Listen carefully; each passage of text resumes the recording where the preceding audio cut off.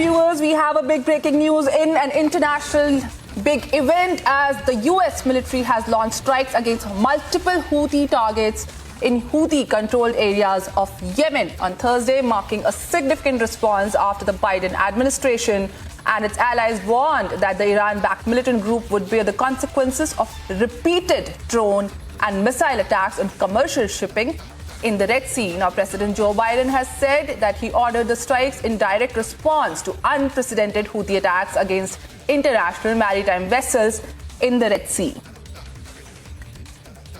This comes as in the last week of December, the Houthi rebels had struck commercial vehicles MV Kem Pluto, after which the US had said that the Houthi rebels of Yemen, backed by Iran, are involved in this attack, though the Iranian government had refused any sort of involvement and said that the Houthi rebels belong to Yemen and Iran has nothing to do with it. In the latest, the United States have taken a conclusive step as they successfully conducted strikes against the Houthi rebels in the Red Sea area.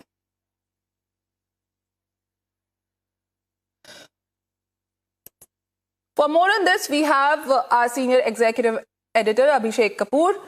Abhishek, a very good morning to you. In the latest, in the controversy in Red Sea area, now US has taken a decisive, conclusive step as they have struck down the Houthi rebels in the Red Sea area. Please take us through these latest developments and what global impact would this step take?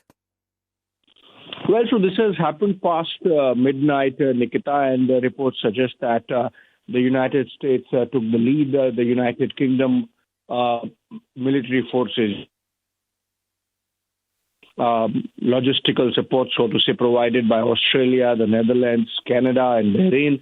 That's what comes out of the statement made by, released by the White House, attributed to President Joe Biden.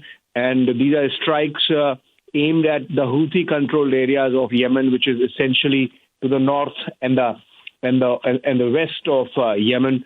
And the reason is that the Yemenis, or the Houthis actually, had been holding the Red Sea to ransom, and it had stopped all passage of commercial freight and the ship liners that carry tremendous amount of global trade, and it was adding or escalating to costs. In fact, it was a choke point that the Houthis were holding to ransom, and it has led to escalation in freight costs from anything between double to quadrupling from, say, a month back. In many cases, the shipping lines have stopped carrying trade in this area. Remember, even India has been a victim.